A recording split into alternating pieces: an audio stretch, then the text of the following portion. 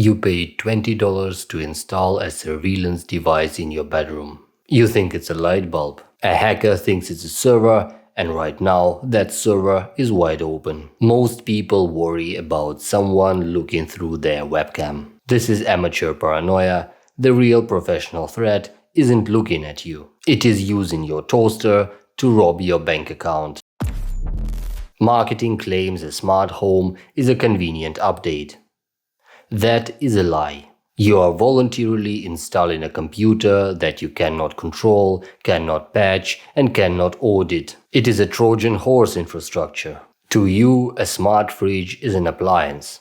It keeps your milk cold. But to a threat actor, it is a Linux server with a Wi-Fi card and credentials that entire internet already knows. The moment you connect it to your network, you are expanding your attack surface. The danger comes from a massive cognitive blind spot. We have a set it and forget it mentality. We treat these devices as static furniture. We assume a light bulb is just a light bulb. But these are dynamic, dangerous computers. And when you treat computer like furniture, you stop maintaining it.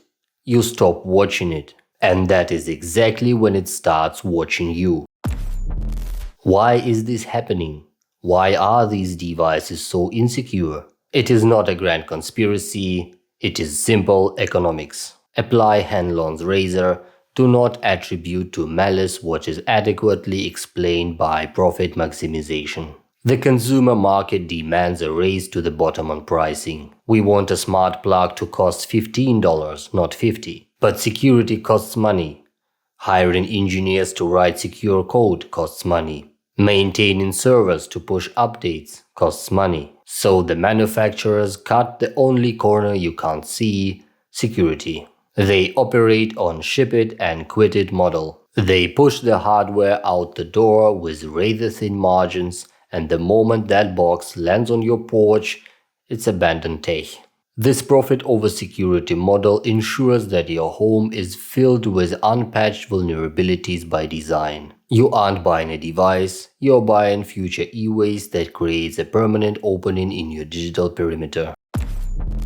The infiltration vector is already inside your castle walls, the universal plug and play.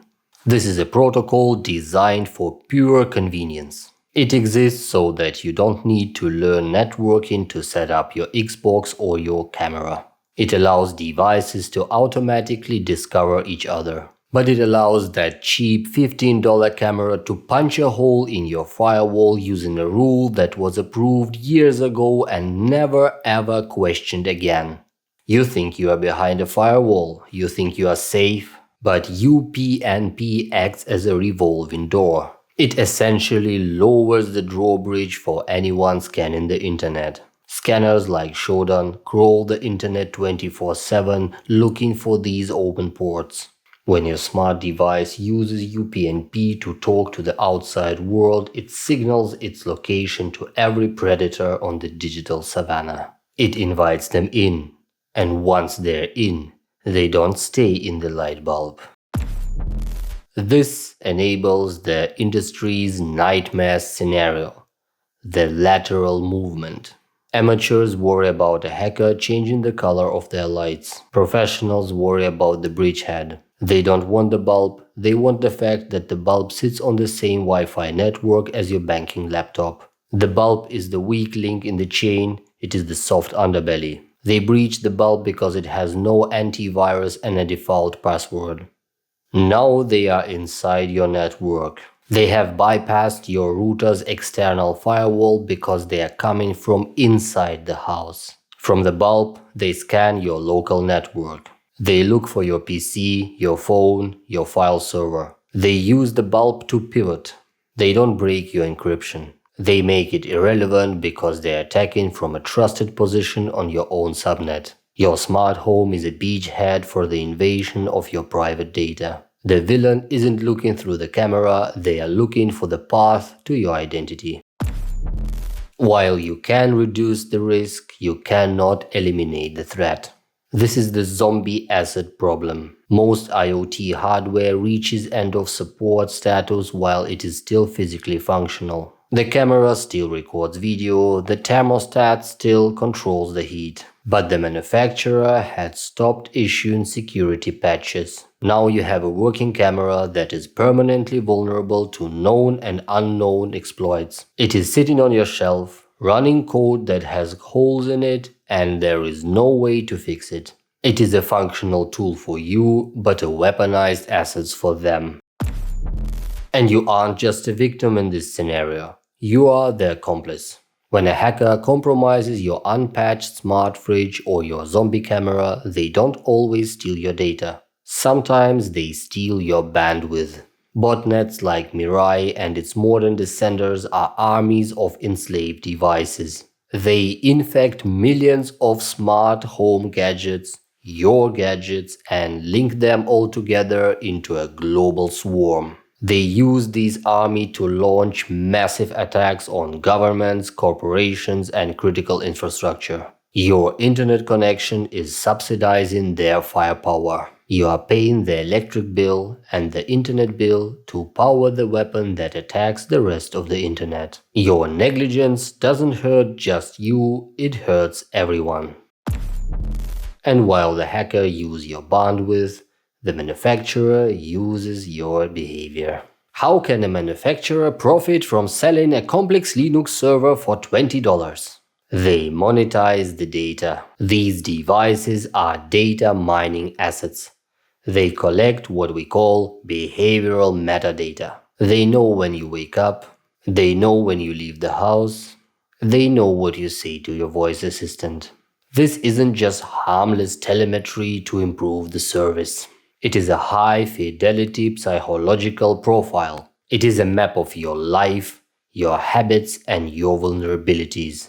This profile is packaged, monetized, and fed into the data broker ecosystem you will never see. In the smart home ecosystem, you are not a customer, you are a product, and the device is the extraction tool.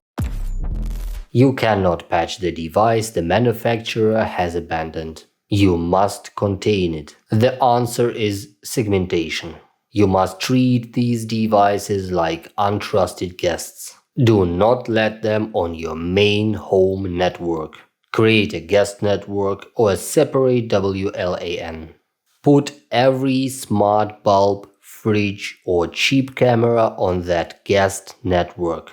Isolate them. If the bulb gets hacked, the infection stays in the bulb. It cannot jump to your PC. It cannot perform lateral movement because you've built a wall between your critical data and your convenient toys. You must accept the trade-off, convenience or containment. You cannot have both. Second, apply a zero-trust policy to your physical space.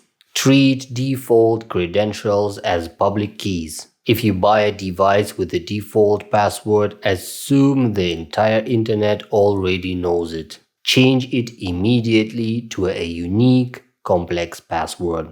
And finally, use the ultimate firewall. If a device cannot be updated, cannot be segmented, and you cannot secure it, use the kill switch. Unplug it. A dumb doorbell is safer than a spy camera controlled by a botnet. Your home is no longer a castle, it is a contested network. The manufacturers have abandoned you and the hackers are scanning you. The only person responsible for your digital perimeter is you. Go to your router settings right now. Create a guest network. Quarantine these spies. If you don't, you aren't a homeowner. You're just a server admin who forgot to set a password.